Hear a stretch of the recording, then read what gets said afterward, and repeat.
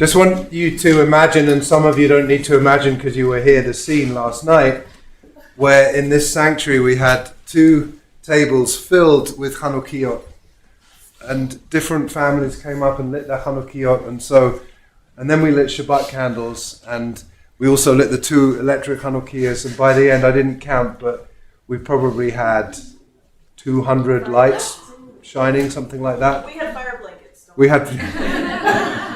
We did have fire blankets on hand.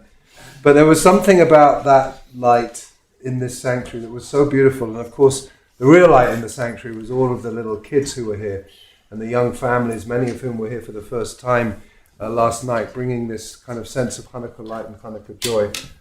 And we talked about many things, and Rav Jacob led us in a little bit of a discussion just to get a sense of the Parsha in here about how this kind of dual identity of Yosef, because Yosef is in some ways a fully assimilated Egyptian, and in some ways he never loses the heart and soul of being Jewish, being an Israelite, and the ways in which sometimes we fit into a wider culture and sometimes we remain very much part of our own Jewish heritage. And this notion that there are so many layers to the Hanukkah story, there are so many layers to Hanukkah teaching. You know, there's on the one hand, we're thinking about the military victory. We're thinking about the miracle that was wrought by God. We're thinking about the pride that we can still take in being Jews and the pride that we take as a national identity.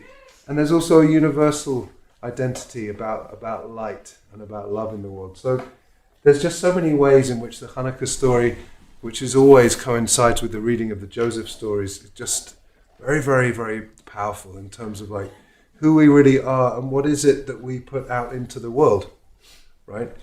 And there are just some aspects of Hanukkah that I just find so intriguing, which is when you really look, there's no biblical reference to Hanukkah at all, right? Unlike Purim, which has the Book of Esther as part of the canon of the Tanakh, the Hebrew Bible, the Hanukkah story appears in the books of Maccabees, which are considered to be apocryphal, although they are in the Christian Bible. But the historical, if it is historical story of Hanukkah, is told in those books.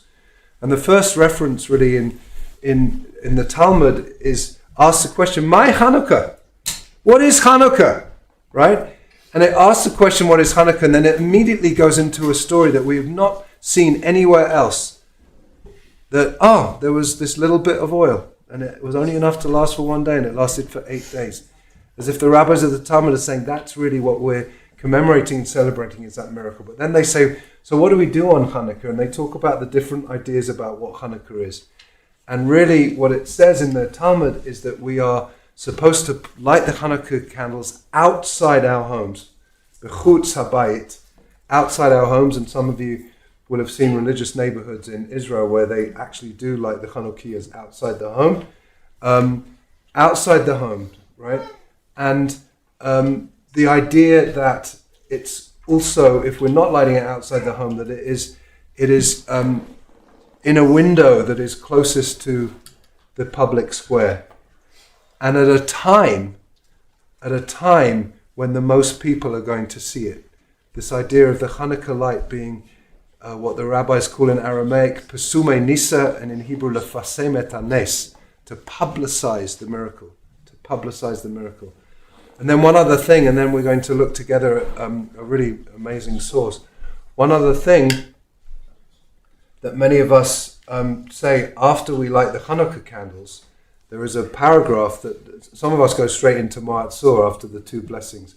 But there's another paragraph that says, Hanerot halalu she'anachnu madlikim. These lights that we light. And it says, for all 8 days of Hanukkah, Kodesh hem, they are holy lights. Ve'ein lanu reshut lehistamesh lehem ele lirotam bilvad, and we don't have authority to use the light, whatever that might mean, to use the light, to benefit from the light, to use the light to read by or count money or whatever the examples that the Talmud gives. Ele lirotam bilvad, but just to gaze on the light and allow the light's beauty to somehow be reflected into us. And so the combination, I think, of those 2 mitzvot, of Pesume Nisa, of publicizing the miracle through the light going out into the public square, and the fact that we are kind of looking at them, we're not using the light, is something that we're going to explore a little bit more for a few minutes. This booklet, which came out this year from the Israeli faculty of Hadar, and it's really amazing. If you look on these inside pages, all of these people work for Hadar in Israel. It's an unbelievable amount of staff and they are brilliant rabbis and scholars and academics who have brought the light of Torah through these pages. And I just wanted to look together for a few minutes at what is the teaching because this is constructed to have a different teaching for each night of Hanukkah. So if we look at night 4, which is tonight, a beacon of light, there's a very, very powerful midrash that is quoted, and then another text that goes with it. So it's on page 8, and you are warmly invited to keep these after this teaching. Hanukkah's only a few more days. Please feel free to take them home with you and read it. I'm going to. No, I'm absolutely going to read it out loud, but I'm just saying that you're also welcome to take them home.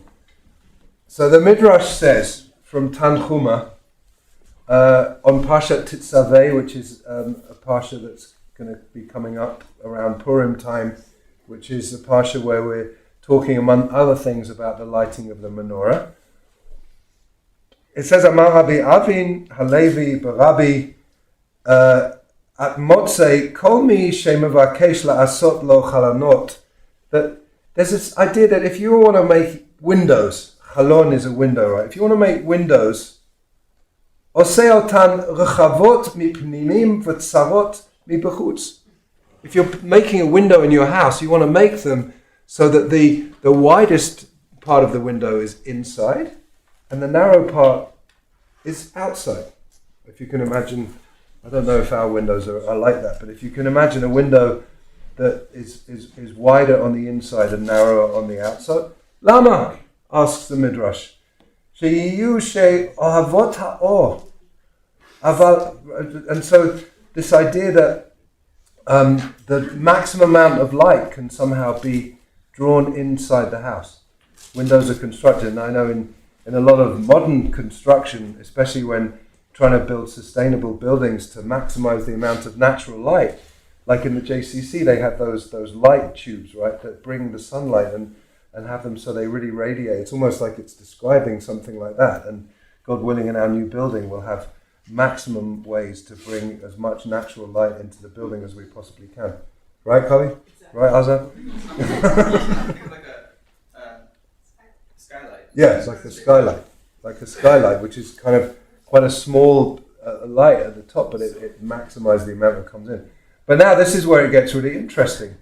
So then it says, Aval chalonot b'mikdash lo hayu kach. But when it comes to windows in the mikdash, in the temple, or could be the mishkan, the sanctuary, because it's a midrash on Tetzaveh, either way, but it's talking about when we build windows in the sanctuary, it's not like that. Elo chavot mibachutz v'tzarot mipninim. The opposite. The wider part is on the outside and the narrower part is on the inside. Lama? Why?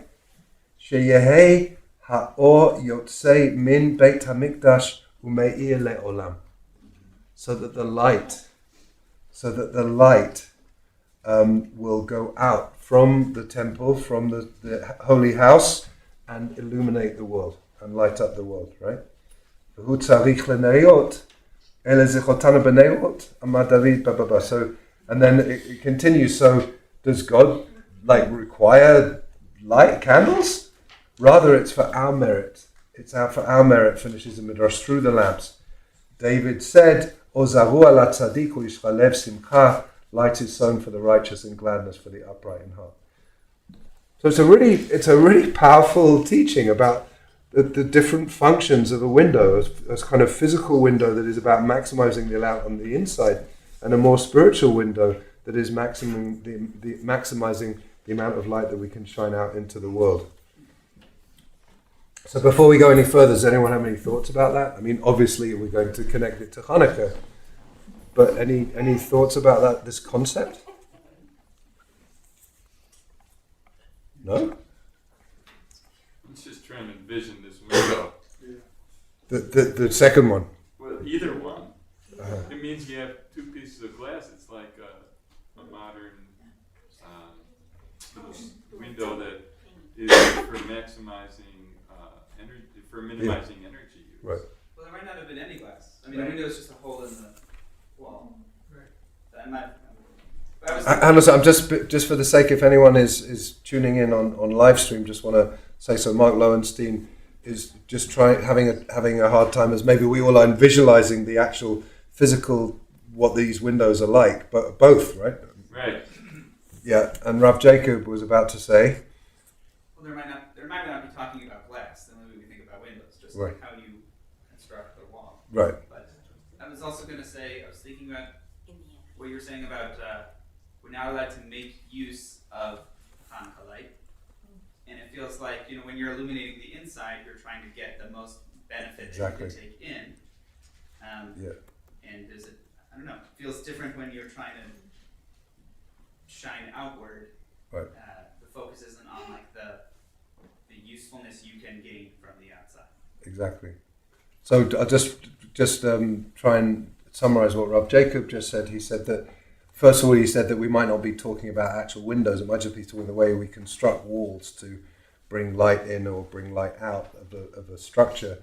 But the second thing he said was that it connects to this idea, and we're going to conclude with that. Also, this whole idea of Ein lanu reshut lishtamesh bahem. We don't have authority to use the light, but just to see the light. And so that, in a sense, it's like when we're maximizing the amount of light that comes in, it's a utilitarian idea that we want to light up our homes so that we can read and do the things that we need to do and be able to see them. Whereas it's the opposite on the outside. We're probably dimming our homes in order to bring light out into the world in that way. Yes, Anisha, do you have your hand up? I was just going to say, I like that two-way of looking at it, because so often human beings, we think we're wrong. And so no matter which way you look at it, you're going to be right. Nice. So Anisha just said, like, it's very human to always think that we're wrong, which actually fits really nicely, and I'll let you read this at home. The very last source, which was actually a source that Rav Jacob taught us in a board meeting a while ago, the idea of when Adam Harishon, the first human being, notices that the light is diminishing, he immediately assumes he's done something wrong. And then when the solstice happens, and then he notices the day's getting longer again, that's actually a really interesting source about Hanukkah. But that's not our subject for right now.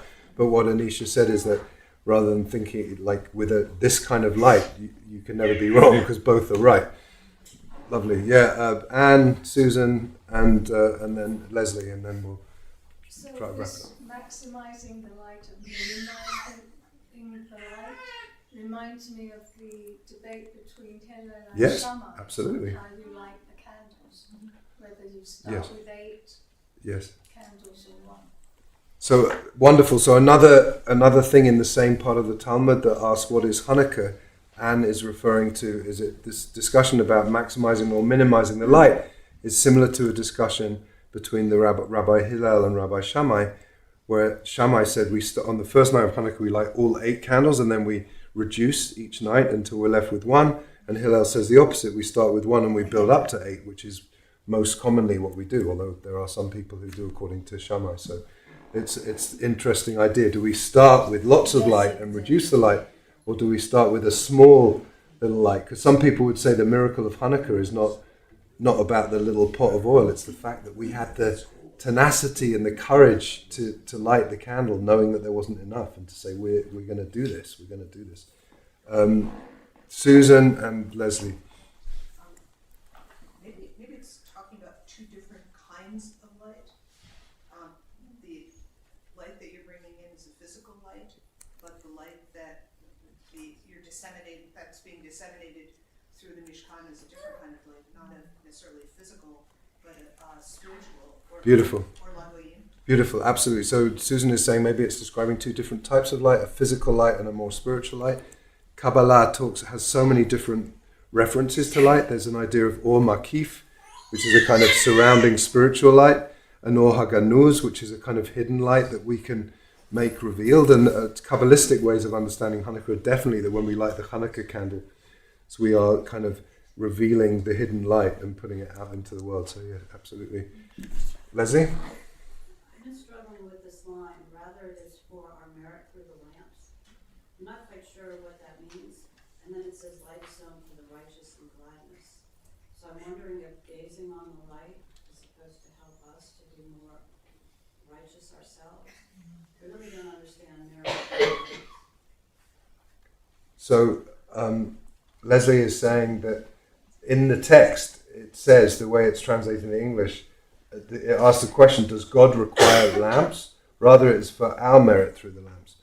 I think I don't know either, but I think the idea is that if we're talking about like a Beit HaMikdash, a space of holiness, it's like there's this constant theological question. Well, does God need any of this, or is this really about us and us being partners in creation to help sort of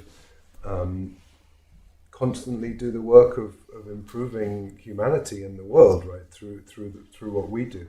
So I think yes, you're right. The second part of what you said, it's like there is an idea that Eila lirotam bilvad, by looking at the light and not using the light, we are allowing that light to reflect an inner goodness within us that enables us to be the best that we can be in the world and bring that light into the world. I think is a big part of that. Yeah, Danny. I was just thinking back kind of to what Mark was talking about, that I think when we think about sort of our buildings now, our walls are pretty thin, and so, you know, the windows are pretty straight. But if you imagine like a thick wall of stone, right? If you have a square window, a lot of the light gets blocked by the thickness of the wall.